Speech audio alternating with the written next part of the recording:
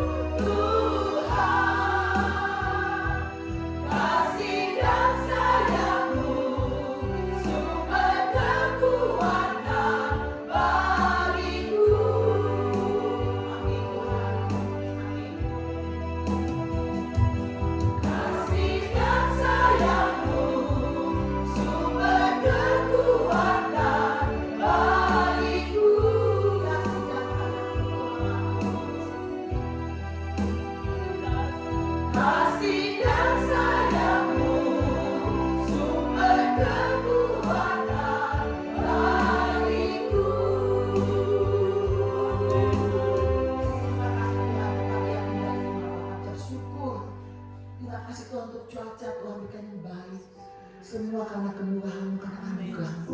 Saat ini kami rindu Engkau Tuhan. Engkau yang kami puja Tuhan. Hanya Engkau yang kami sembah, tidak ada yang lain Tuhan. Kami datang ke tempat ini karena Engkau Tuhan.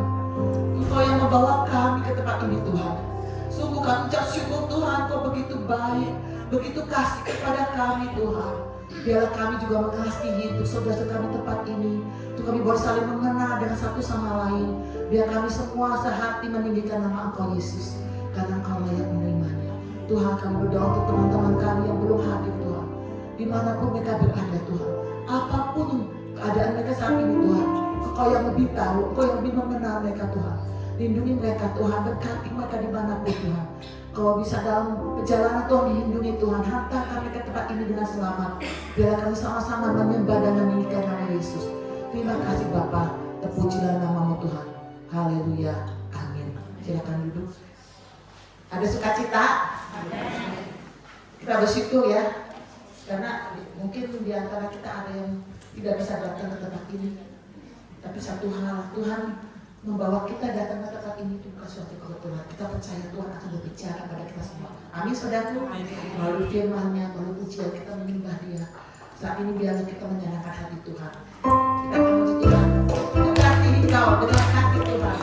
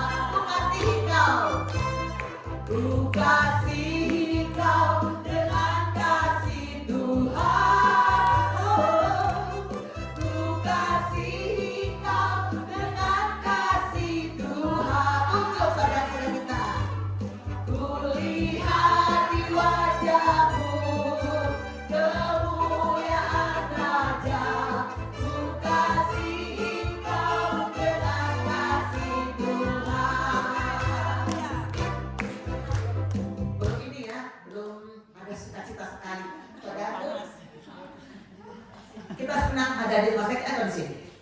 Ada di sini kan? Kita bersyukur Tuhan ini menyenangkan hati kita dan kita juga belajar menyenangkan hati Tuhan. Kita percaya kalau kita menyembah Dia, Tuhan hadir. Tidak ada yang mustahil bagi kita. Amin. Yang sakit disembuhkan, yang punya kesulitan dimerdekakan, segala keikatan dipulihkan, semuanya dipulihkan karena ada kuasa Yesus hadir di tengah-tengah kita. Amin saudara. Puji Tuhan. Kasih Engkau.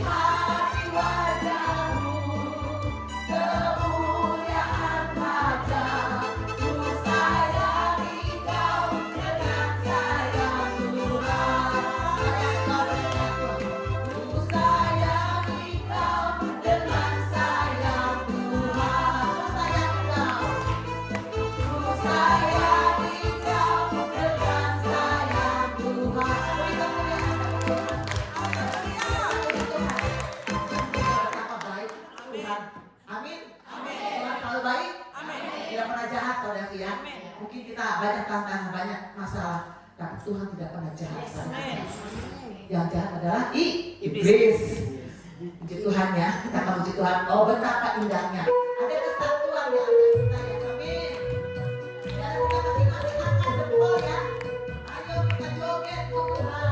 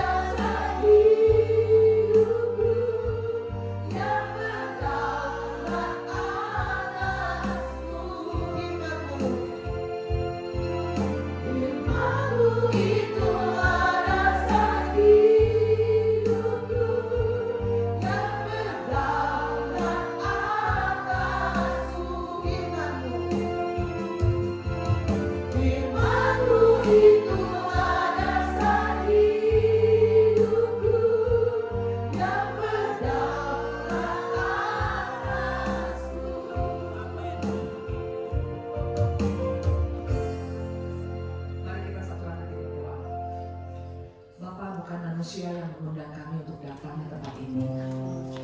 Terima kasih Tuhan kalau kami punya kerinduan yang besar Tuhan.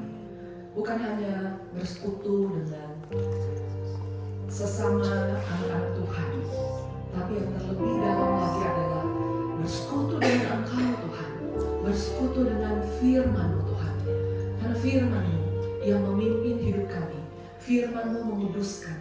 Firman-Mu membuat kami sehat Tuhan. Firman-Mu membuat kami hidup berkenan kepada Tuhan. Mari Tuhan, hamba berdoa mohon kepadamu agar roh Tuhan yang memimpin kami, membawa kami masuk di dalam seluruh kebenaran. Firman-Mu lebih tajam dari pedang bermata dua manapun yang mampu memisahkan jiwa dan roh Tuhan, pertimbangan dan pikiran kami sendiri ya Bapa. Sehingga Tuhan, semua pekerjaan roh jahat ditelanjangi Tuhan, dikalahkan, dihancurkan. Kami benar-benar menjadi pribadi yang merdeka. Karena itu kata firman-Mu Tuhan, ketika kami menghidupi firman-Mu, ketika kami melakukan firman-Mu, Tuhan, firman-Mu akan memerdekakan kami. Tuhan, terima kasih. Kuasai kendalikan hamba-Mu. Hamba-Mu sadar Tuhan, hamba tidak bisa berbuat apa-apa kalau bukan roh Tuhan yang bekerja. Hamba hanya memberi diri hamba. Hamba yakin roh Allah dahsyat, berkuasa, berdaulat atas hati dan pikiran kami. Saat ini Tuhan, apapun juga yang ada di dalam pemikiran kami, beban, pergumulan, masalah, kami taruh di bawah kaki Tuhan. Sehingga ada ketenangan, ada konsentrasi, ada fokus hanya kepada Tuhan saja. Seperti Maria. Dan Kau mengatakan, Maria orang yang berbahagia karena dia terus mendengarkan perkataan-Mu. Di dalam nama Yesus kami berdoa. Haleluya. Amin. Silakan duduk, ibu-ibu. Shalom ibu-ibu. Sudah sekian tahun saya meninggalkan kota Bandung. 10 tahun ya kalau saya hitung-hitung. Dan saya percaya atas anugerah Tuhan kami sekeluarga boleh kembali ada di Bandung ya. Setelah kami 5 tahun lebih melayani di Tasikmalaya, kemudian juga kami pergi ke Ambon. Kemudian yang terakhir ini kami melayani di Pulau Nunukan ya, satu kota yang terpencil. Pulau yang terpencil sendiri itu adalah kota tempat para TKI transit kalau mau kerja ke Malaysia ya. Saya waktu pertama datang ke sana itu saya bengong karena di sana nggak ada tukang parkir, nggak ada tukang beca, nggak ada pengemis. Tapi yang banyak itu adalah orang stres karena dideportasi dari Malaysia. Ya, surat-suratnya nggak lengkap, kemudian hanya ada di pinggir jalan, begitu pulang-pulang. Ada juga yang jalan teriak-teriak di pinggir jalan. Saya sengaja sharingkan ini supaya ibu-ibu, para pendoa terus mendoakan Pulau Nunukan. Karena pulau ini juga menjadi pulau penyelundupan narkoba. Ya, dari Malaysia. Waktu kami pindah, saya juga baru diberitahu sesudah 6 bulan tinggal di sana, hati-hati dengan anak-anak. Karena anak-anak direkrut jadi kurir. Jadi kurir untuk menyelundupkan narkoba. Dan jalan tikusnya itu banyak, ya. Nah, Bapak Ibu, sebetulnya ketika kita dibawa oleh Tuhan pergi ke satu tempat ke tempat lain, kita melihat ladang pelayanan itu begitu luas, ya. Sehingga itu boleh menjadi pokok doa, beban doa kita bersama. Amin ya. Oke, mari. Saya terbeban untuk membagikan satu pemberitaan firman Tuhan mengenai penipuan diri sendiri, ya. Siapa di sini ibu-ibu kalau berangkat nggak ngaca dulu di cermin? Ada nggak yang udah mandi langsung lari gitu, langsung berangkat naik mobil? Ada nggak? Nggak ada, ya. Semuanya kalau mau berangkat ngaca dulu. Berapa lama? 2 jam sampai diteriakin, ayo mama cepat. Ada satu kisah, ya, ingat kalau saya nggak salah Putri Salju, yang punya ibu tiri, lalu dia punya mirror on the wall. Ada cermin ajaib, ya. Lalu dia bilang, mirror, mirror on the wall, cermin-cermin ajaib, ya. Seperti apa saya? Tapi ketika dikatakan bahwa ibu tirinya ini buruk rupa, apa yang terjadi? Marah, ya. Ibu-ibu, ketika kita bercermin, apa yang kita harapkan? Saya sengaja tayangkan gambar ini, coba ibu-ibu perhatikan, gambar sebelah kiri.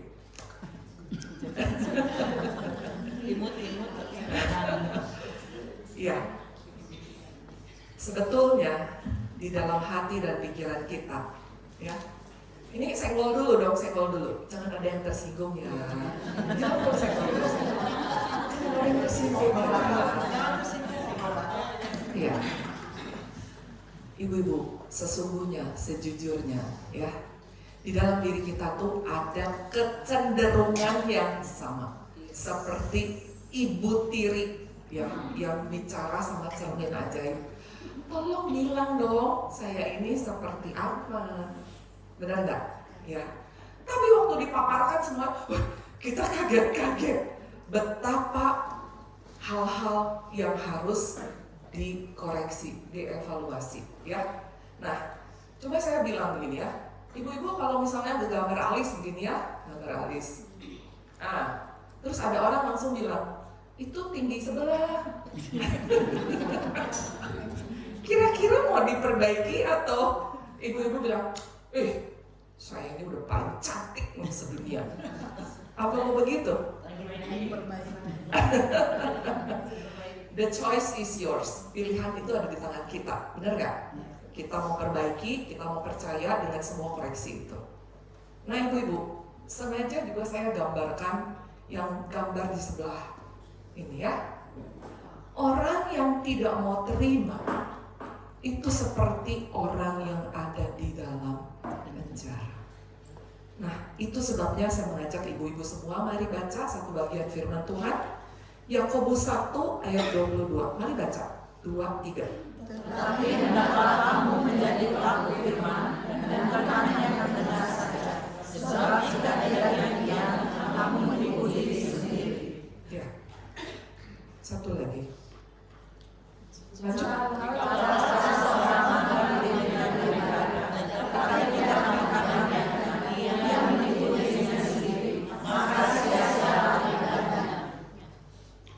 Ibu-ibu kalau memperhatikan firman Tuhan, bukan hanya 2 ayat ini saja yang bicara tentang menipu diri sendiri. Ya. Dan mungkin kita bingung-bingung. Oh, kok bisa ya? Siapa di sini yang pernah mengalami ditipu? Ya, mungkin ada beberapa. Saya juga pernah. Bahkan di dalam pelayanan pun pernah kemasukan guru palsu. Kami punya pelayanan rumah belajar PK, ya. Rumah belajar itu ada di Jamika. Kami kesusupan seorang guru yang mengaku mau mendidik anak-anak, tapi ternyata dia hanya mau mengeruk manfaat, ya. Kami kena tipu banyak sekali. Bukan hanya kami, tapi lingkungan sekeliling. Dia ngutang sama ustaz, dia ngutang sama jemaat, ngambil handphone, nggak dibayar. Yang saya mau tanya begini, gimana sih rasanya kalau kena tipu? Enak nggak? Kesal, marah. Tapi sekarang ibu-ibu bayangkan ya, yang menipu itu bukan ada di luar. Yang nipu itu justru diri kita sendiri. Bingung, kok bisa ya saya menipu diri sendiri? Coba ibu-ibu lihat gambar ini. Nah, dalam pemikiran kita, kalau ada buah warna merah, rasanya apa? Manis. Coba ibu-ibu makan yang sebelah ini. Ibu-ibu tahu nggak ini buah apa? Kopi. Itu buah mahkota dewa.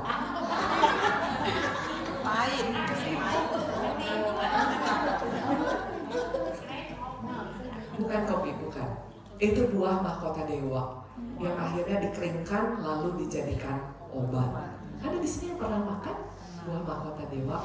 Coba rasanya seperti Pahit, pahit, pahit banget. Nah, itu yang maksud saya begini ya. Secara tidak kita sengaja lah, pikiran ini membawa kita di dalam pemahaman, wah ini merah, pasti manis. Lalu diambil, kita makan, lalu wih, kita kaget. Ternyata tidak manis sama sekali. Jauh dari apa yang namanya manis ya. Tuhan itu menciptakan di dalam diri kita yang namanya pikiran ya. Pikiran ini ada di balik tulang tengkorak yang tebal ini ya. Jangan sampai kena benturan. Pikiran ini punya kemampuan yang sangat dahsyat ya. Kemampuan untuk menilai, kemampuan untuk menganalisa, kemampuan untuk memecahkan masalah ya, sehingga akhirnya kita sampai di dalam satu konsep seperti tadi. Yang namanya konsep tuh yang kayak begini, kalau merah, buah merah itu manis.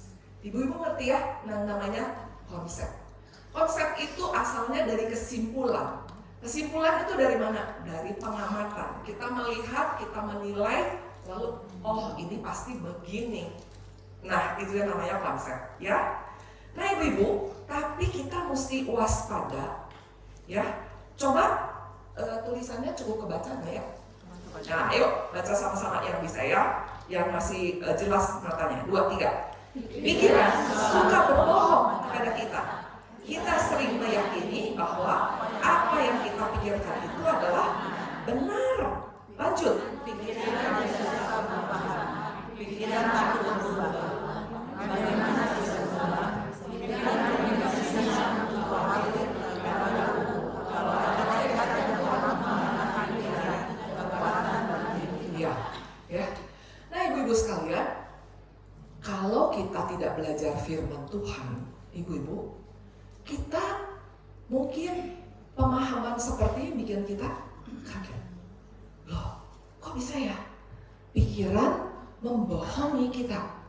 Kenapa? Karena pada dasarnya pikiran ini ya, itu tidak suka yang namanya perubahan. Perubahan itu tidak suka.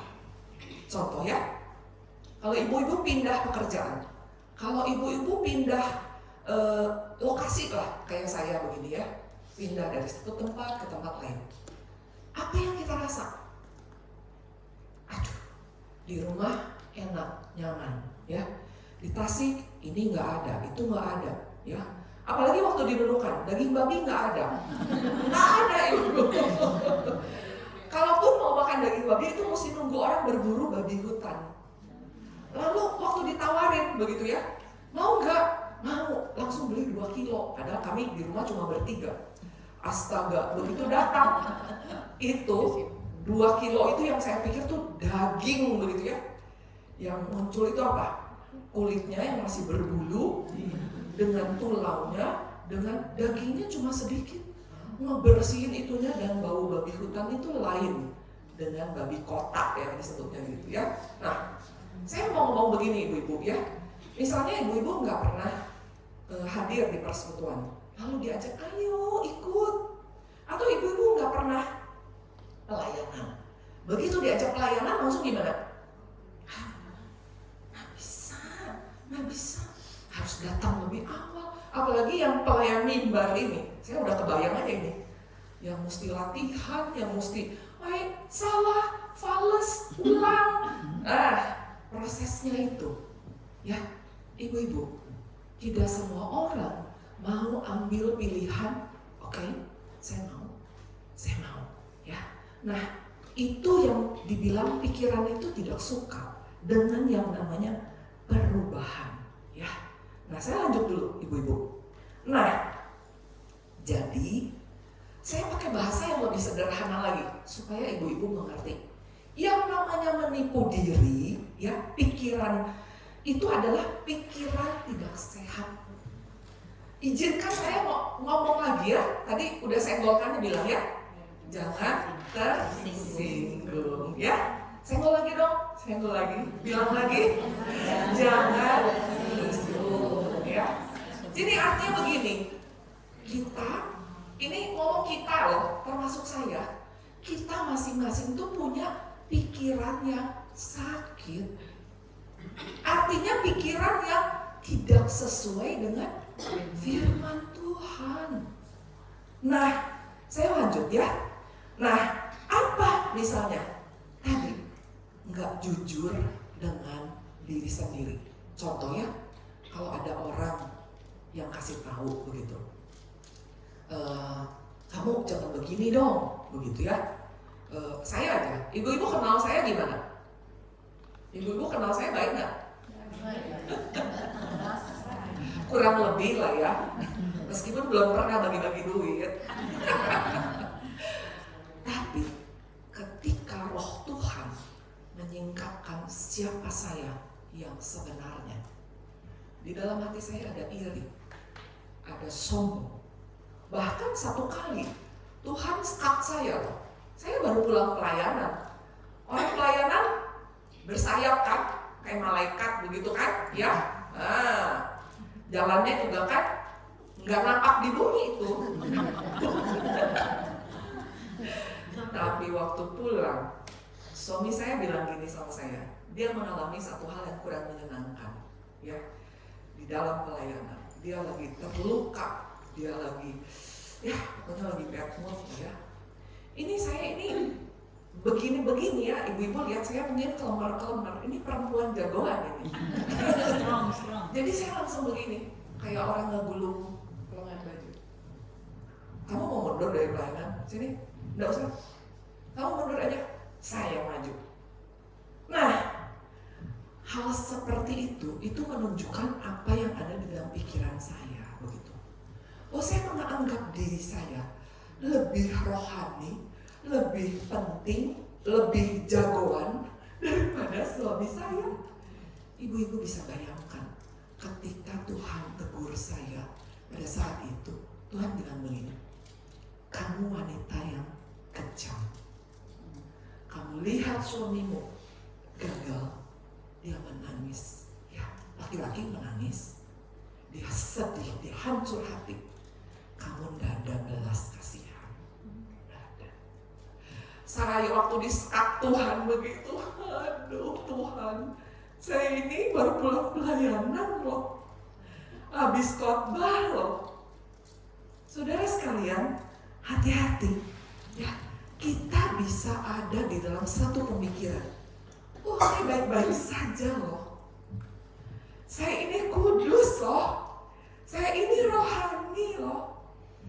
Sampai kita kebentur dengan yang namanya masalah. Kenapa? Kenapa Tuhan izinkan kita harus terbentur dengan masalah? Karena waktu itu muncullah si aku yang seasli-aslinya.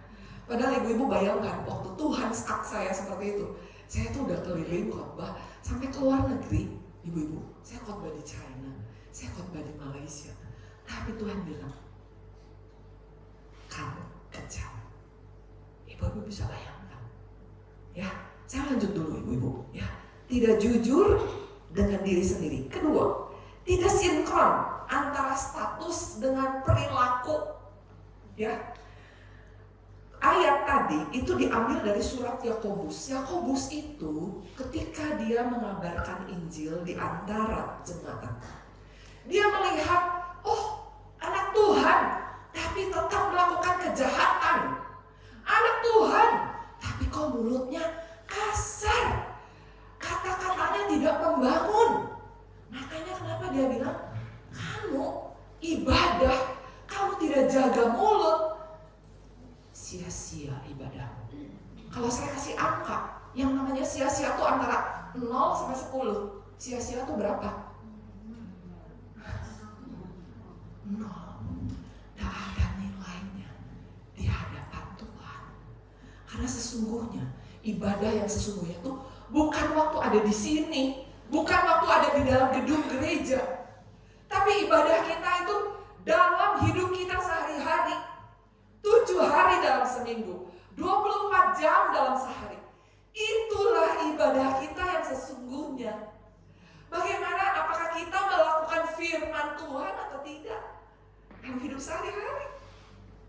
Ya, sekali lagi ya saya bilang, jangan tersinggung ya. Saya mau bilang begini ibu-ibu ya. Semua orang kalau masuk di dalam persekutuan atau gereja Tuhan akan pasang topeng. Ya, kenapa? Perlu dong pencitraan diri dong, perlu dong. Ya, saya orang yang terhormat ya, meskipun mungkin tidak semua melakukan hal itu. Dan saya mau bilang, makin tinggi status kita, itu topeng yang dipasang itu bisa jadi. Saya tidak menghakimi siapapun juga ya.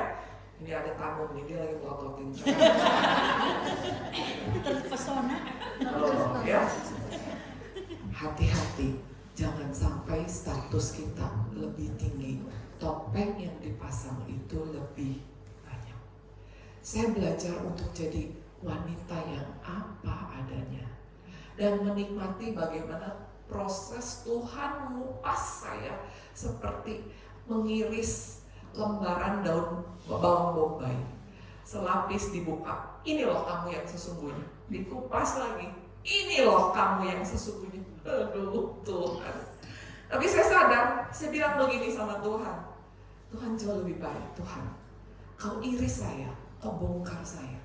Ya, biarin rapot saya merah kebakaran.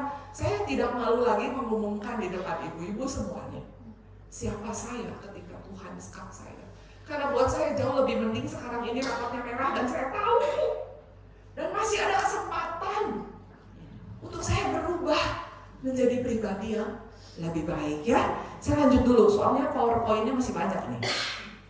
Lalu, orang yang menipu diri sendiri, dia menolak kebenaran dan gak mau terima kritik. Kalau dikasih masukan, enggak. Siapa bilang kamu? Saya memang orangnya kayak begini, dari dulu kayak begini, nenek moyang bisa kayak begini. Ya, ibu-ibu, kalau kita diberi masukan, lalu yang ada, balik lagi kata itu muncul, tersinggung. Hati-hati loh, itu penyakit kita bersama-sama. Ayo senggol, bilang, ngaku.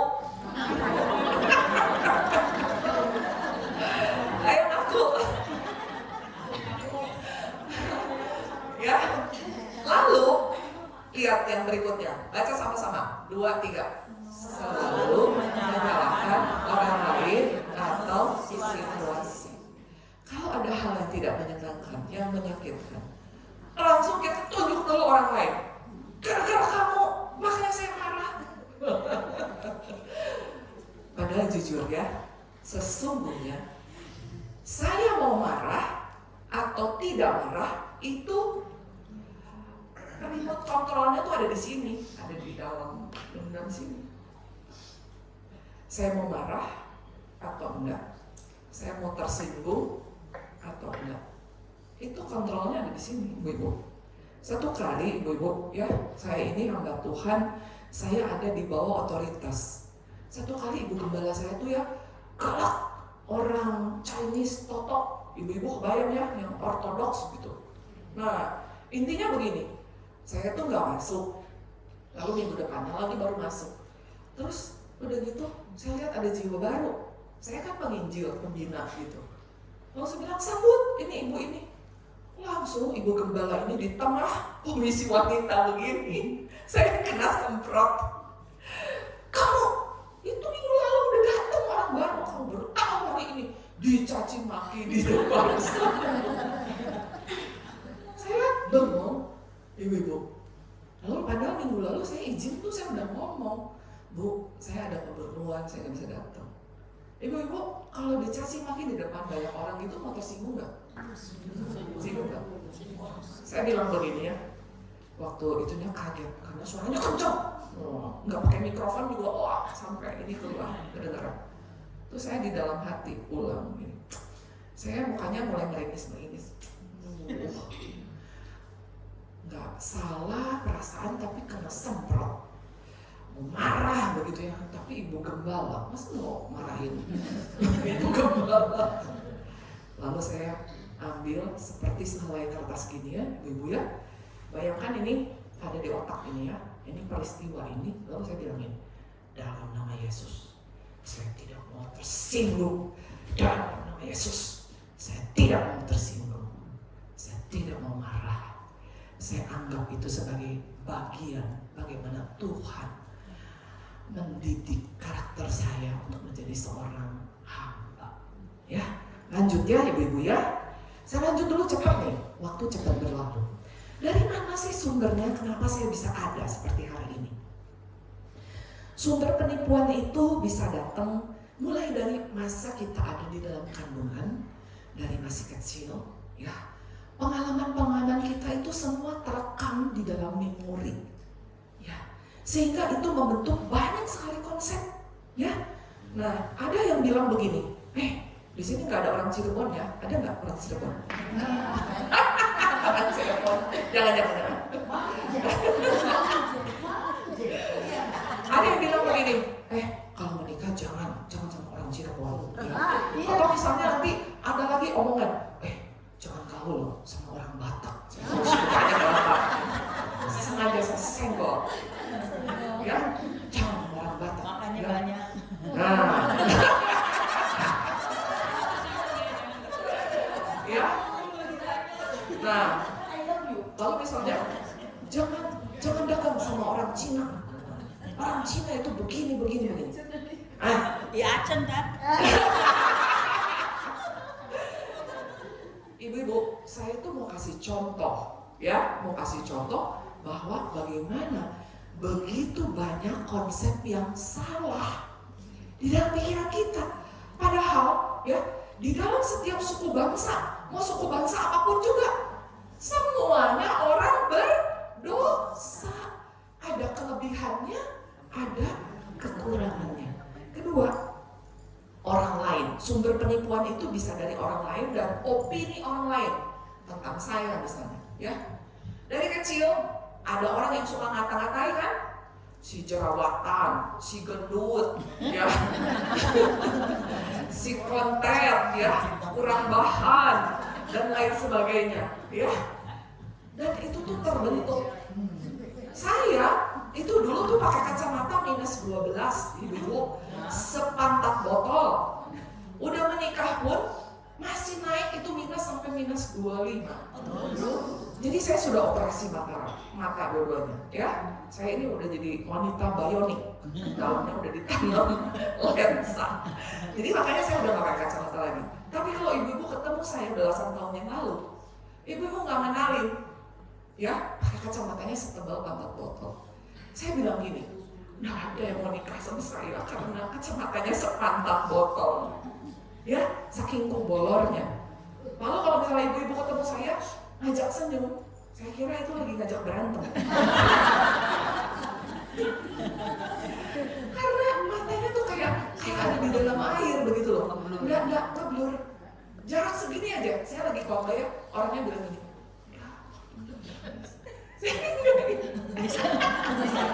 Ibu-ibu kebayangnya saya parahnya seperti apa, ya ibu-ibu ya. Nah itu membentuk saya diri saya begini. Saya nggak berharga. Saya pemain basket dulu ya. Saya diproyeksikan untuk menjadi pemain basket Jawa Barat. Disiksa, ininya keker, lalu bokongnya. Itu kan suruh push up, sit up, lari. Itu kalau orang saya misalnya 5, 10, saya 40. Jadi itu paha kayak batang pisang. Kalau ngaca di depan, aduh pantat gue kayak begini, pahanya kayak batang pisang. Siapa yang mau sama saya begitu? Badannya keker, di sini ada telurnya, berotot begitu ya, karena dilatih dengan keras. Ya, yang berikut, roh jahat, ibu-ibu. Ya, roh jahat pun ikut berperan, memberikan ide-ide, pikiran-pikiran yang tidak alkitabiah. Ya, lanjut. Kenapa terjadi penipuan diri? Terjadi yang namanya penyangkalan diri. Artinya tuh ya, kalau kayak pintu rumah itu nutup, set. Orang mau masuk, no, tertutup, nggak bisa terima. Ya, menyangkal dan terutama ketika firman Tuhan itu diberitakan. Tuhan itu sayang padamu, apa adanya, meskipun kita semua orang berdosa, begitu ya. Nah, lalu kita bilang apa? Saya orang baik kok, saya nggak butuh Tuhan. Yang penting saya berbuat baik seumur hidup. Itu namanya menyangkal kebenaran. Saya bisa masuk surga kok dengan kekuatan saya sendiri, dengan kesalehan kebaikan saya. Saya suka amal. Nah, itu yang namanya penyangkalan diri ya. Lalu asumsi yang salah. Asumsi itu sebelumnya kesimpulan. Jadi suka karena pengamatan, baru ketemu orang, padahal tak kenal. Dia kayaknya judes deh. Judes. Melihat gaya jalannya juga. Ya, gitu ya. Itu namanya asumsi. Senggol. Aku bilang, aku suka berasumsi yang salah. Asumsi. Ya, suka berasumsi yang salah. Nah, lanjut.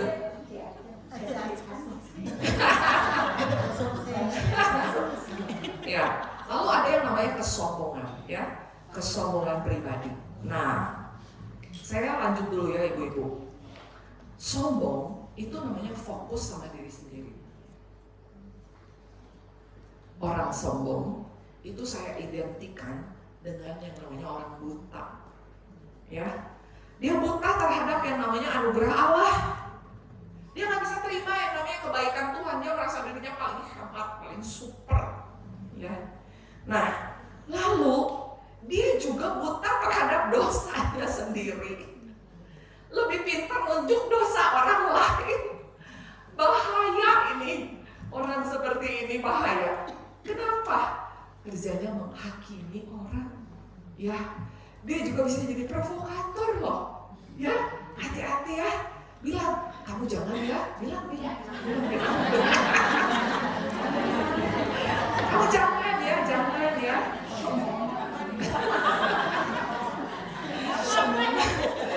Lalu orang sombong juga buta terhadap yang namanya kebaikan orang lain. Yang dia lihat tuh cuma apa? Salahnya banyak. Padahal kebaikannya yang lebih banyak itu nggak dilihat. Ya, ibu-ibu hati-hati ya. Coba nanti ya kalau udah pulang ke rumah ya periksa. Apa di dalam pikiran kita lebih banyak menyimpan kesalahan orang lain.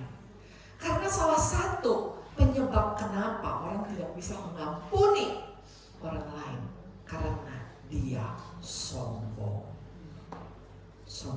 ya.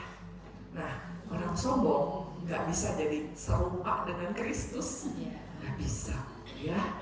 Lalu orang sombong juga melakukan hal-hal bodoh karena keegoisannya, ya. Nah, apa akibatnya kalau orang menipu dirinya sendiri? Kesatu dia salah menilai dirinya sendiri. Saya mah bodoh, saya mah nggak punya gelar, saya mah orang miskin, ke gereja juga bajunya kayak gini, makanya saya mah nggak dilirik sama bapak gembala, ibu gembala, nggak disalamin mah orang kaya. Itu asumsi dan sering saya dapati itu di tengah jemaat. Siapa yang bilang kayak begitu? Lain kali mah saya nggak akan ke gereja lagi. Lagi ngomong nih sama bapak gembala, ada yang lewat, hai. Lalu saya dilupakan. Lalu datang lagi ke gereja.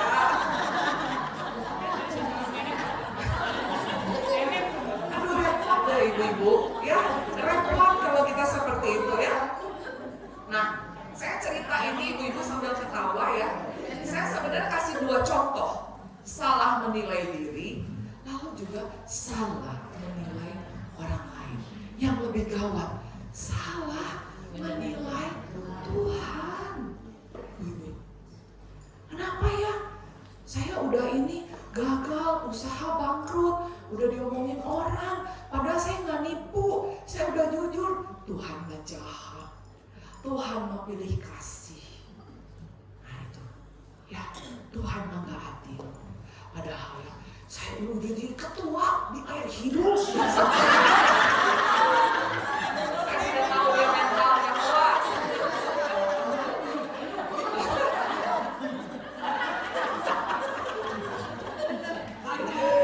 Ya, lanjut. Nanti pulangnya harus ini ya, minta dikawal ya, kecil. Lanjut ya. Ayo ibu baca firman Tuhan. Galatia 6 ayat 3. 2, 3. Sebab kalau seorang menyatakan bahwa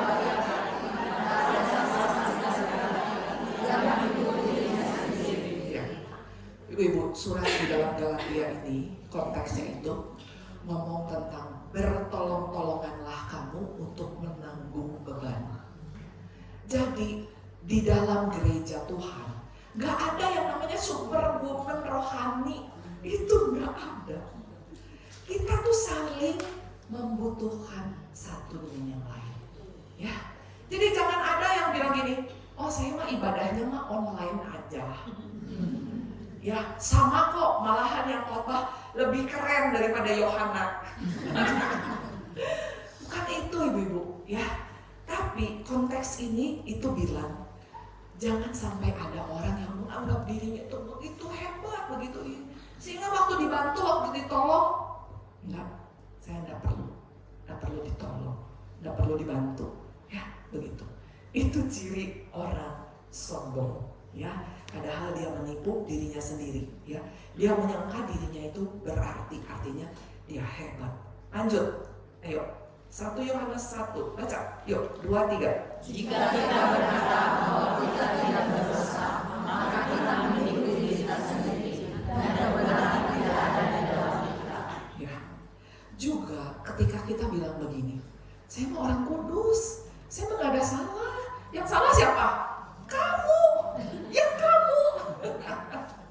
Itu sebetulnya kita juga lagi menipu diri sendiri. Karena di dalam satu konflik, ya, kalau sampai terjadi konflik, siapa yang salah? Dua-duanya salah. Dua-duanya ada salahnya, dua-duanya juga ada benernya. Tapi biasanya komunikasinya bermasalah, sehingga yang ada itu salah paham, ya. Ayo lanjut, 2, 3. Janganlah ada orang yang menipu dirinya sendiri. Jika ada orang yang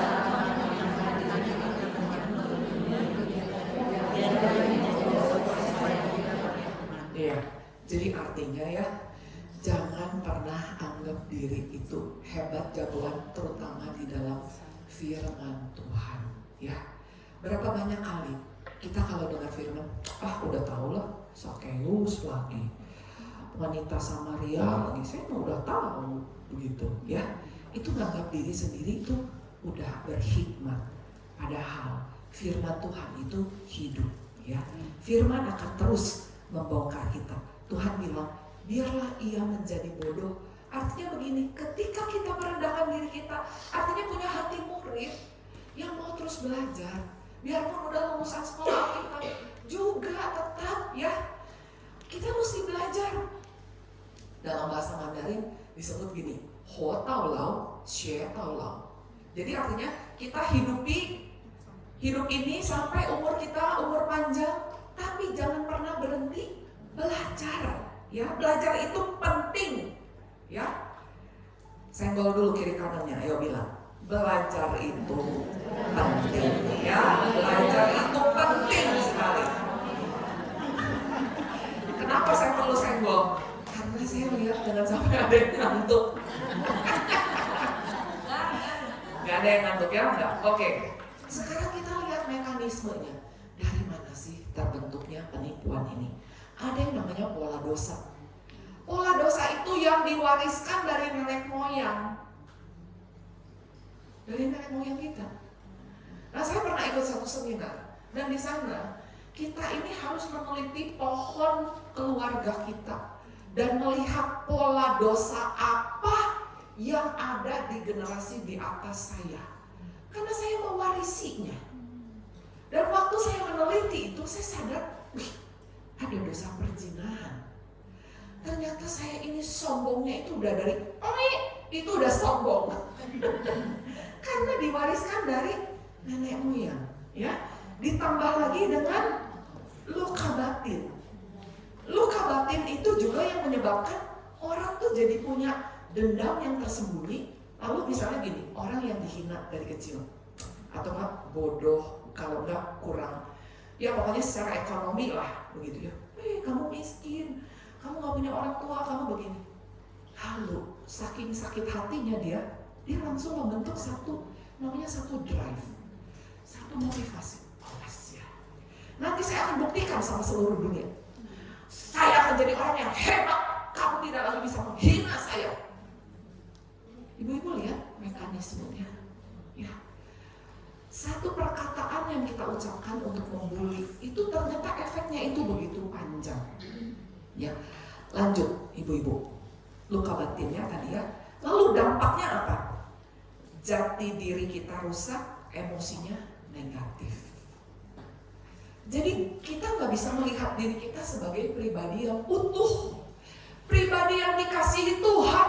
Karena Tuhan itu tidak melihat berapa tebal isi kantong kita. Tuhan itu tidak menilai kita ini bodoh atau gelarnya banyak atau apa. Enggak. Di hadapan Tuhan tuh semua dikasihi. Nah, apakah pemikiran ini ya, kalau ibu-ibu dengar saya bicara, ini masih melayang-layang di sini, terus loading, twing, masuk ya, kita langsung tekan save masuk. Itu tuh belum apa-apa ibu-ibu. Tapi nanti waktu ada orang menghina kita, ini nguap lagi, twing, hilang. Yang namanya keyakinan yang kokoh, ya.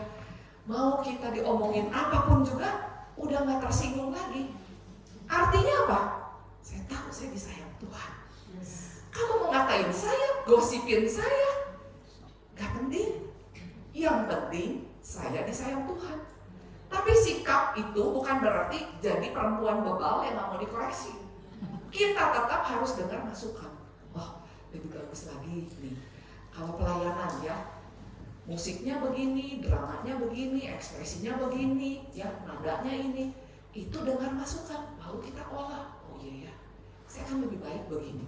Waktu awal saya khotbah, saya kutip begitu banyak ayat, sehingga yang dengar tidur semuanya. Tapi dengan berjalannya waktu, oh saya pikir lagi, ini Vera nih saksinya nih. Karena dia lihat saya waktu masih. Nah, jadi kita terus harus terima masukan ya, supaya kita punya gambar diri yang sehat dan tidak mudah emosi negatif. Mau dari luar mau gimana, hati tenang aja, sukacita. Karena sukacita itu kita dapatnya dari Tuhan, bukan kayak bus itu booster gitu loh dari luar. Ini maaf ya, jangan tersinggung ya Pak ya. Bukan dari mimbar, ayo sukacita, ayo sukacita. Kita bisa seperti itu bersukacita. Keluar dari sini, kayak tanaman yang nggak disiram, ya. Nah ibu-ibu, sukacita kita itu didapat dari apa? Karena saya pergi ke banyak tempat, saya sering merasa sebatang kara, jauh dari keluarga, jauh dari teman. Boro-boro bisa ketawa-ketawa, saya menjadi diri saya apa adanya seperti ini ya. Saya harus yakin begitu kan, melihat ibu gembala begitu kan. Nah, dan ibu-ibu sekalian, saya belajar untuk punya gambar diri yang utuh. Orang mau bilang apa, saya bilang Tuhan, apakah ini benar? Kalau memang benar, saya mau bertobat ya. Oke, lalu hubungan jadi tidak sehat karena sering tersinggung, sering ngambek begitu ya, dikit-dikit mau mundur, nggak mau ikut lagi di air hidup. Itu namanya kekristenan bonsai ya. Bonsai itu kerdil, nggak pernah bisa tumbuh besar. Iya, jangan pikir emosi kita tidak ada pengaruh dengan pertumbuhan iman kita, sangat besar. Ya, nah kemudian muncul penyakit yang namanya psikosomatis. Waktu kita cek ke dokter, oh jantung bagus, apa semua bagus. Kenapa dok? Pusing terus, gak bisa tidur, nangis terus. Karena yang diputar di otak, videonya semua video yang sakit hati, si ini ngomong gini, ekspresi wajahnya begini. Semua itu direnungkan siang dan malam. Padahal Tuhan bilang, iya, itu ada pekerjaan setan di dalamnya. Ya, saya lanjut dulu, ibu-ibu. Saya cuma kasih contoh ya, beberapa bentuk kebohongan diri sendiri. Saya mesti sempurna. Siapa bilang? Kita tuh orang berdosa. Saya dulu gak bisa terima waktu saya melakukan satu kesalahan, karena saya orang perfect. Jadi waktu ada melakukan kesalahan, ya masak keasinan, terus ibu-ibu ngetawain atau gimana, wah itu bisa nggak tidur, bisa berminggu-minggu itu. Ya saking perfectnya. Tapi firman itu mengubah pikiran saya. Oh baguslah, ketika saya gagal, ketika saya tidak sempurna, yang orang lihat adalah Kristus yang ada di dalam diri saya. Bukan lagi saya nggak penting, saya cuma hamba, saya cuma anak. Saya ngomong ini kepada pelayan mimbar khususnya ya, karena kan kalian dituntut untuk sempurna, ya. Nah, melakukan kesalahan itu manusiawi, tapi bukan karena disengaja, ya. Oke, lanjut. Saya harus dikasihi dan didukung semua orang. Siapa bilang? Yang suka sama saya, udah banyak kok. Udah banyak. Papi saya pernah kasih pesan sama saya begini. Kamu kalau buka restoran, belum tentu semua orang mau masuk ke restoran kamu. Kamu mesti ingat itu. Oh iya, saya bilang. Saya nggak usah harus disukai oleh semua orang. Kalau ada orang nggak menyapa saya, nggak kenal siapa saya nyaman saja. Saya baik-baik saja. Emosi, pikiran nggak terganggu. Saya happy aja, bahagia. Ya, kalau ada yang nggak kenal Tanung, ini ketua air hidup. Nyaman saja ya. Lanjut ya ibu-ibu ya. Jika segalanya tidak sesuai dengan kehendak saya tidak bahagia. Ibu-ibu, selama kita hidup, berapa banyak keinginan kita yang nggak terkabul? Pengen ini nggak bisa, pengen itu nggak bisa, terkendala ini, terkendala itu. Tapi apakah kebahagiaan itu tergantung daripada semua yang kita ingini? Nah, ibu-ibu, kebahagiaan itu adalah satu keputusan. Saya hanya membuat satu definisi yang sederhana. Saya bahagia kemanapun juga Tuhan bawa saya. Mau ke tempat yang surplus, mau ke tempat yang minus, selama itu ada Tuhan, saya bahagia. Meskipun banyak keinginan saya tidak terpenuhi, ya. Sehingga kalau ibu-ibu melihat saya, loh kok sama ya kayak 10 tahun yang lalu begitu ya? Cuman uban memang tambah banyak. Lanjut, saya mesti selalu nomor 1. Nggak mesti tuh. Kalau saya harus duduk di belakang, tidak ada orang yang kenal saya tidak harus duduk selalu ada di mimbar, ya. Saya lebih penting daripada kamu, jadi harus lebih diperhatikan dan lebih dikasihi. Nah, kenapa orang gampang tersinggung? Karena di dalam pemikirannya itu ada pemikiran kayak gini. Saya lebih penting daripada kamu. Jadi kalau nggak disapa, kalau nggak di ini, ngambek, ya.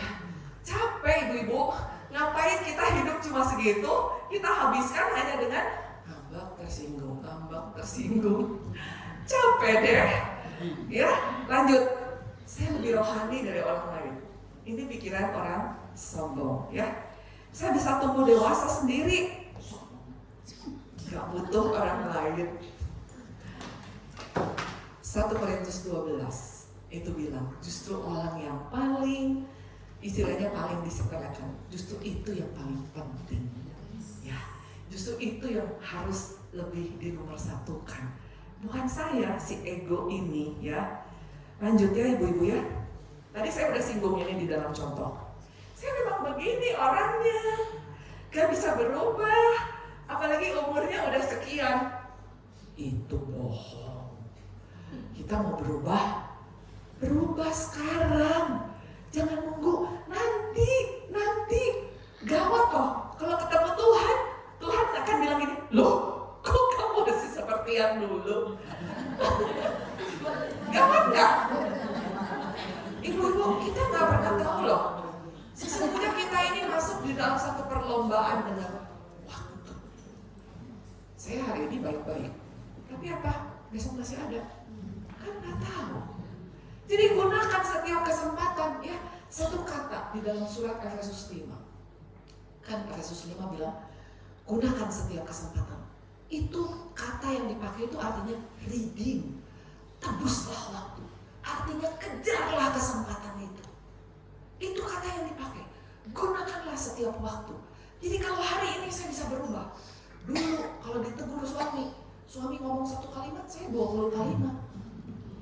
Sekarang Ditegur suami udah lebih banyak ya, 5-10 kalimat. Saya diem, saya bilang, iya. Nggak banyak melawan lagi, ya. Lanjut ya. Ini udah belum ya? Saya memang begini, halo. Udah, yang udah saya nggak bahas lagi. Lanjut. Saya ini orang baik loh. Saya seorang saleh karena status saya hamba Tuhan, evangelis, ketua, pengurus. Ibu-ibu. Nanti pulang saya traktir. Ibu-ibu sekalian, saya mau bicara dari hati saya yang terdalam, ibu-ibu. Jangan mudah kecewa ketika engkau melihat hamba Tuhan yang jauh dari sempurna. Karena mereka orang berdosa. Ya. Tapi ketika kita tahu apa yang menjadi kelemahan dan kekurangan para hamba Tuhan, dukung mereka di dalam doa. Ya. Itulah kasih, ya. Gak ada seorang pun juga yang kebal terhadap yang namanya dosa, ya. Bilang dulu kiri kanan, hati-hati kamu, ya. Tidak kebal terhadap dosa, ya. Lalu saya orang bodoh, saya orang yang gak berpendidikan, saya gak bisa apa-apa. Itu kebohongan, ya. Saya ketemu dengan oma-oma, ya, umurnya sudah lanjut, jadi pendoa syafaat. Dia tidak banyak bisa keluar rumah. Pendoa syafaat yang saya kenal ini, dia nonton TV. Kita kan kalau nonton TV, nonton apa yang viral, apa yang menyenangkan telinga. Dia enggak. Dia doa untuk presiden di luar negeri, di mana. Sampai kagum. Saya bilang, aduh Cici, ilmunya, kungfunya sakti bener. Saya belum Indonesia, dia udah sampai ke Afrika, kemana. Pokoknya dia dengar berita apa, dia jadikan itu pokok doa. Ya, nah, ayo lanjut dulu ya. Saya harus selalu mendapatkan apa yang saya inginkan, ya, baru saya berbahagia. Ini kebohongan. Saya boleh menghalalkan segala cara untuk mencapai tujuan saya. Itu kebohongan, ya, itu pikiran yang keliru. Lalu di dalam pernikahan juga bisa terjadi kebohongan. Semua masalah itu gara-gara pasangan saya, ya. Nah, saya ini selalu benar. Makanya yang diceritain tuh kekurangan pasangan kita. Dia itu begini. Kita kasih tahu sama tetangga, aduh suami saya mau pelit. Nah, kalau belanja juga cuma dikasih segini. Repot itu ya. Nah, terus juga pernikahan yang tidak rukun pasti kami tidak berjodoh ya. Kalau nggak cocok, cerai aja daripada saling menyakiti. Ibu-ibu sekalian, ini juga kebohongan, ya. Pernikahan adalah sekolah karakter, di mana semua itu proses pengupasan kulit bawang itu terjadi. Karena nggak ada yang tersembunyi, semuanya terbuka, bergesekan langsung. Tapi ketika kita sadar dengan proses Tuhan ini, kita akan berubah jadi pribadi yang lebih baik. Bukan karena kita hebat, tapi kita minta kekuatan daripada Tuhan. Tuhan tolong saya. Tuhan saya mesti gimana? Tuhan bilang kalau kamu kekurangan hikmat, minta kepada Tuhan yang punya segala hikmat, ya. Nah, lalu kebohongan agama, ya. Kasih Tuhan itu harus diupayakan. Kita mesti berjuang. Tidak. Tuhan itu memberi kasihnya dengan cuma-cuma, ya. Tuhan membenci dosa, betul. Tapi Tuhan tidak membenci si pendosa. Tapi harus tahu ya, ketika kita berdosa, dosa ada akibatnya. Dan Tuhan tidak mencabut konsekuensi dari dosa. Kita harus mengalami untuk apa? Belajar, berubah. Ya, orang Kristen akan dilindungi dari kepedihan dan penderitaan. No. Kristus aja menderita. Makanya Rasul Paulus bilang, ikutlah ambil bagian di dalam penderitaan Kristus dan anggaplah itu sebagai satu privilege, sebagai satu hak istimewa, ya. Nah, masalahku akibat daripada dosa-dosaku. Ini juga satu kebohongan, ya. Masalah kita belum tentu terjadi karena akibat dosa. Bisa jadi karena dosa orang lain kan, ya, orang di sekitar kita. Nah, di dalam kebohongan agama, nah ini juga hati-hati ya. saya mewaspadai begini, jangan sampai kita kultus individu sama hamba Tuhan manapun juga, itu tidak boleh. Ya, mereka manusia biasa. Kalau mereka meninggalkan jejak teladan yang baik, ikuti, ya, ikuti, follow mereka. Jangan sampai ketika kita ada di gereja, kita memberikan kontribusi yang sangat besar di gereja itu, lalu kita mulai mengangkat sayap kita, ya, I am the boss here. Semua orang harus nurut sama saya. Itu namanya kudeta sama Tuhan. Ya, karena Tuhan yang punya gereja. Ya. Nah, ibu-ibu sekalian, ketika kita bercermin kepada firman, firman itu membawa kita kepada seluruh kebenaran. Ya, kalau kita berdosa, kita bertobat. Tuhan ampuni saya. Kalau kita butuh teman untuk kita mau berubah, saya butuh orang lain untuk jadi tempat saya ngaku dosa. Saya bilang sama dia, ya makanya kenapa di surat Yakobus 5 ayat 16, saling mengaku dosa. Ada ayat begitu, saling mengaku dosa. Orang yang dijadikan tempat pengakuan dosa, bukannya udah selesai mendoakan langsung, wih, gak nyangka ya, ternyata tanggung ini. Begini, tidak. Tempat mengaku dosa, saling mengaku dosa, lalu saling mendukung dalam doa. Supaya apa? Bangkit sama-sama. Kita tuh butuh orang lain, ya. Nah, firman itu menyadarkan semua kebohongan yang diyakini, lalu standar kita ini udah terlalu jauh dari standarnya Tuhan. Jadi firman itu membawa kita ke standarnya Allah. Bukan berarti kalau kita tahu banyak firman Tuhan, kita jadi sombong. Kita jadi orang Farisi. Kita jadi orang yang suka menghakimi. Bukan begitu. Tetapi menolong orang. Ada belas kasihan Tuhan. Melihat orang lain yang jatuh, ditolong. Ya. Nah, firman itu memperlengkapi kita untuk pekerjaan baik yang Tuhan sudah sediakan. Ya. Oke, saya kasih jalan keluar. Ketika kita sadar semua ini, kita sadar, oh ternyata pikiran saya salah, saya mengaku ada yang salah, ya. Minta Tuhan memberikan pencerahan oleh Roh Kudus. Saya berkali-kali, ya terus, dan sampai sekarang pun masih terus Tuhan bawa saya. Karena pikiran yang saya sakit itu masih banyak, ibu-ibu. Saya perlu terus berobat jalan, begitu, ya. Nah, minta ditunjukkan sama Tuhan. Tuhan, pikiran apa yang keliru, ya. Sehingga di hati saya tuh emosi saya jadi sehat. Saya nggak gampang sakit hati, saya nggak gampang terluka, ya. Meskipun saya diperlakukan misalnya tidak adil, tidak layak, saya tenang aja, nggak marah, nggak tersinggung. Seperti yang tadi saya bilang, saya ambil keputusan, nggak, saya nggak mau tersinggung, saya buang. Hidup saya bukan untuk urus-urus itu, tapi saya berjalan terus. Karena saya punya tugas dan tanggung jawab yang Tuhan serahkan kepada saya untuk saya selesaikan. Saya kejar waktu untuk saya selesaikan itu, ya. Lalu cari sumber dan inti masalahnya apa? Seperti tadi ketika Tuhan singkapkan saya ini sadar karena saya punya pola dosa, kesombongan dari nenek moyang. Sehingga saya menyadari itu seperti ibarat kayak sakit kanker dalam diri saya yang saya mesti waspadai terus-menerus. Karena itu bisa kumat setiap waktu, setiap saat. Nah, saya sadar kalau bicara sama orang, lalu mulai saya banyak ngomong tentang diri sendiri. Itu kesombongan itu mulai. Saya mulai, enggak, bukan saya, itu Tuhan, ya.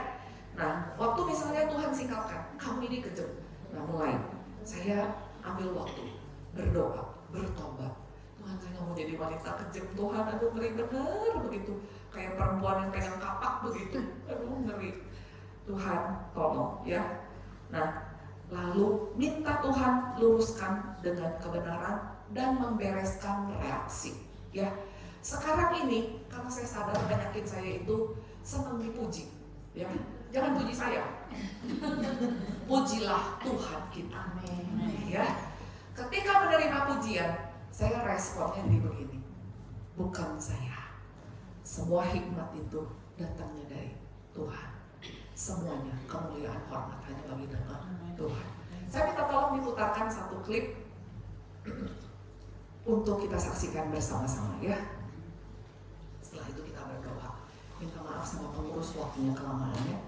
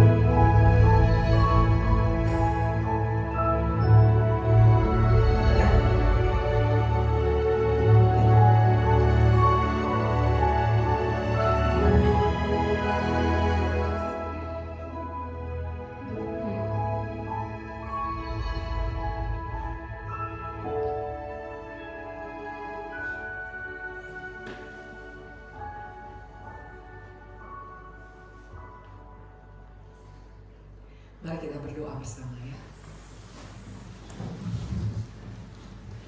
Tuhan, banyak peristiwa yang terjadi di dalam hidup kami Tuhan.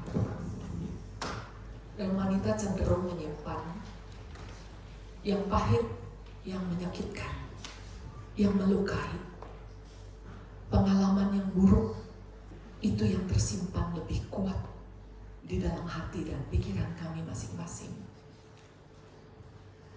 Saya mau mendoakan ibu-ibu bagi engkau yang membutuhkan, supaya semua hal yang kau tidak bisa lepas, mungkin engkau dihantui dengan trauma, dengan sakit hati yang mendalam, pengalaman yang benar-benar sangat mengecewakan. Taruh tangan kananmu di dada. Saya mau berdoa untuk ibu-ibu. Tuhan, hanya Engkau yang mampu untuk memulihkan hati kami yang terluka. Seperti video klip yang kami saksikan. Pulihkan hati kami yang sakit Tuhan. Karena penolakan, karena diperlakukan tidak adil, dilecehkan Tuhan, dikata-katai dengan jahat, didiskriminasi Tuhan. Dan banyak perlakuan-perlakuan buruk lain yang kami terima. Tuhan Yesus, Engkau datang 2000 tahun yang lalu, mati di kayu salib, bangkit Tuhan, Roh-Mu Engkau utus untuk tinggal di dalam diri kami masing-masing. Pulihkan hati kami yang terluka, beri kami hati yang baru Tuhan. Kami mau menerima kasih Tuhan. Bapak peluk setiap ibu-ibu yang ada di sini. Peluk Tuhan. banjiri dengan kasih Allah Tuhan. Dan rontokkan semua asumsi, konsep, pemikiran-pemikiran yang salah, yang jauh dari standar Tuhan. Pulihkan kami dengan sempurna Tuhan. Kami butuh Engkau lebih daripada apapun juga. Karena hanya Engkau sumber kebahagiaan kami Tuhan. Kau yang memberikan kami damai sejahtera, melebihi apapun juga. Tuhan, mari pulihkan Tuhan. Kami juga mau melepaskan pengampunan bagi semua orang. Mari ibu-ibu, kau sebut secara pribadi nama-nama orang yang pernah menyakiti dan melukai hatimu begitu mendalam. Sebut nama mereka secara pribadi di hadapan Tuhan dan katakan, Tuhan, saya mengampuni suami saya mengampuni anak, menantu, saya mengampuni si A, si B, si C. Tuhan, mari Tuhan, saya mau jadi pribadi yang semakin berkenan kepada Tuhan. Tidak lagi mudah sakit hati, tidak mudah tersinggung, tidak mudah dipenuhi emosi yang negatif, tapi justru sebaliknya. Kami penuh dengan kasih Allah, kami penuh dengan sukacita Kristus, karena Engkau yang menjadi Raja, menjadi penguasa, menjadi Tuhan atas hidup kami. Dan izinkan kami terus boleh melakukan bagian kami. Firman Tuhan, beri kami hikmat Tuhan di tengah semua situasi sulit. Terima kasih Tuhan, jadikan kami pribadi yang baru, yang berkenan kepada Tuhan, sehingga dunia menjadi pribadi yang lebih baik ketika karya pemulihan Tuhan itu terus terjadi. Ketika kami pulih, Kau pakai kami untuk memulihkan banyak sekali orang. Di dalam nama Yesus kami berdoa, amin. Boleh peluk 3 orang ibu-ibu ya, dan bilang, kamu itu istimewa, berharga, disayang Tuhan.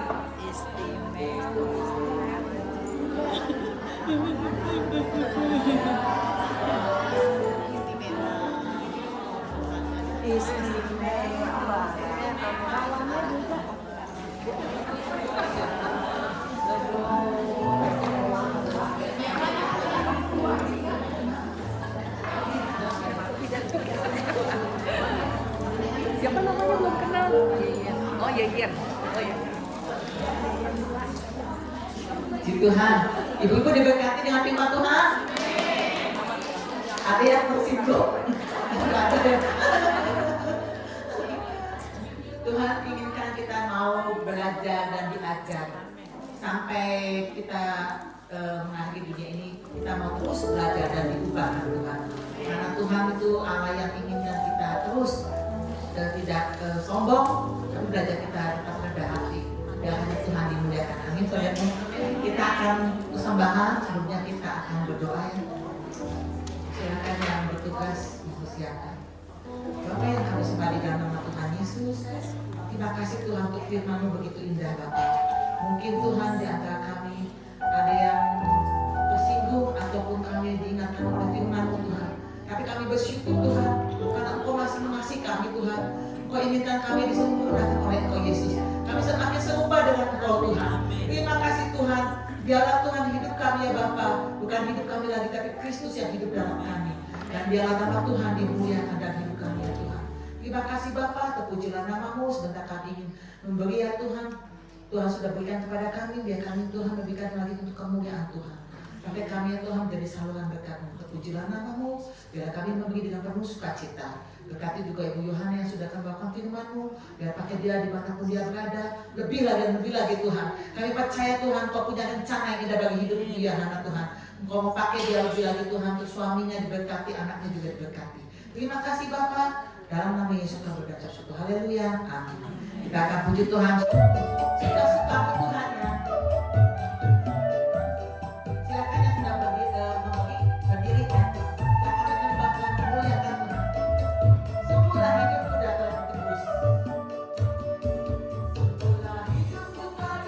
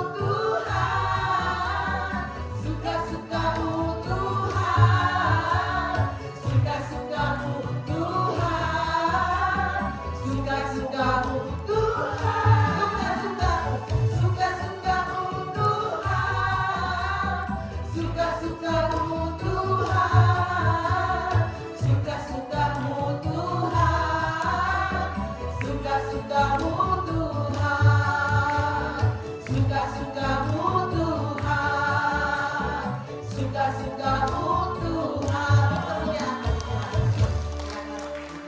Kita mengerjakan pengumuman.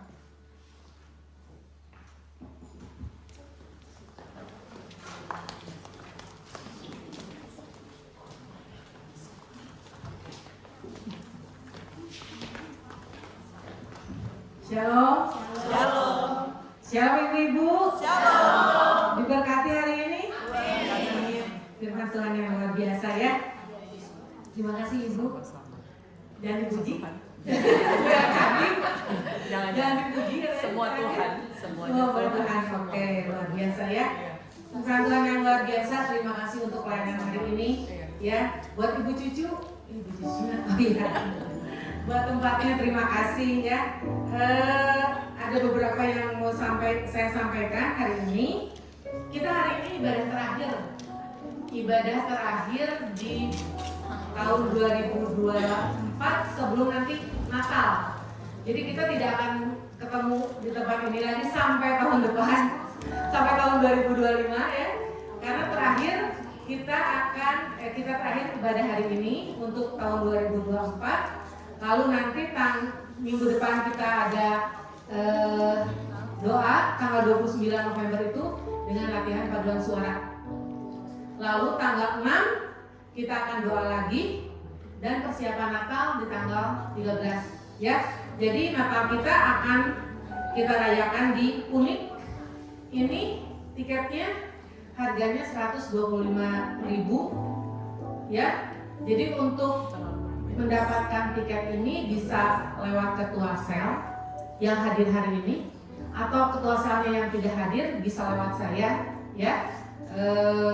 Kita akan dilayani oleh Pak Minarto Jonathan, bukan Mindarto ya, jangan salah. Istrinya ada di belakang kalau Mindarto. Ya. Hari ini jangan lupa yang ikut Padus ada latihan ya. Setelah ini ya. Ya ada latihannya, itu ibu yang melatihnya ada di depan. Lalu ada jemaat yang baru hadir. Ada jemaat yang baru hadir.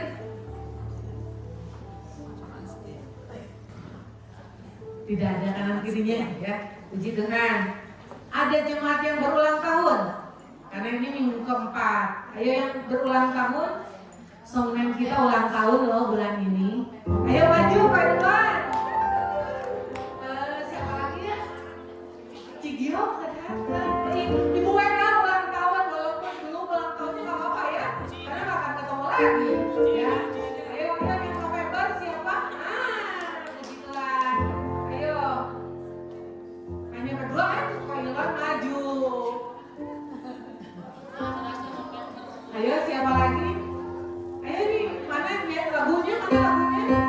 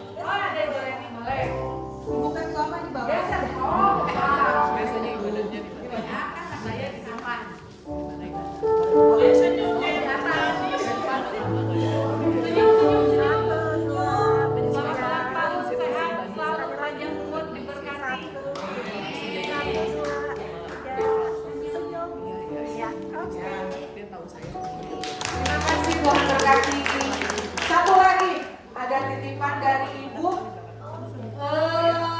Ibu Lani. Ini ada kumpulan kesaksian, ya. Ada kumpulan kesaksian untuk ibu-ibu yang suka membaca buku, ya. Ini ada kesaksian yang bagus, harganya 75.000, ya. Jadi yang ingin mendapatkan buku ini buku ini bagus, ya. Bisa menguatkan iman kita, meneguhkan, ya. Harganya 75.000, bisa didapatkan di depan atau Ibu Lina, tadi ada si Lina, ya, ini ya. Jadi harganya 75 di depan. Untuk ibu-ibu yang membutuhkan tiket hari ini bisa lewat saya juga. Kalau ketua asalnya tidak hadir hari ini. Pengumumannya itu saja. Saya kembalikan pada Ibu WL. Tuhan, kita akan mengakhiri tempat ini. Dan kita bangkit berdiri. Kita puji Tuhan segala puji. Amin, Tuhan Yesus. Haleluya. Dan kita ucap syukur dan kasih Tuhan.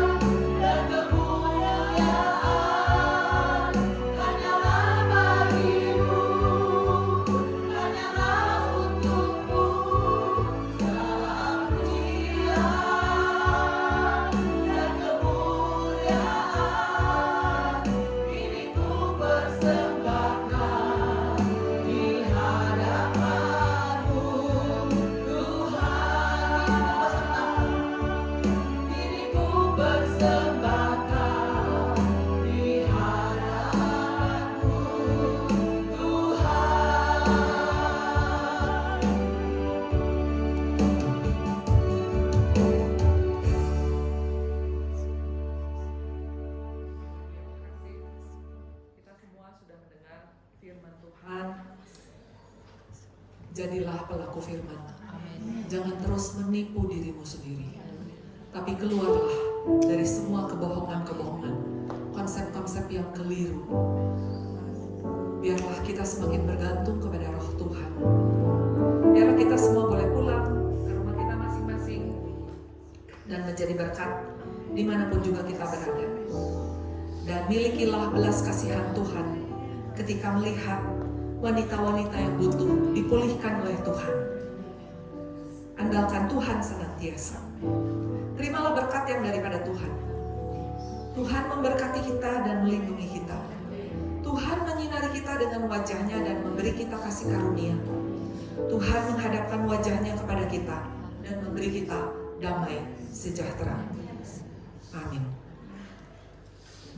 Tuhan, kita akan berfoto dulu ya.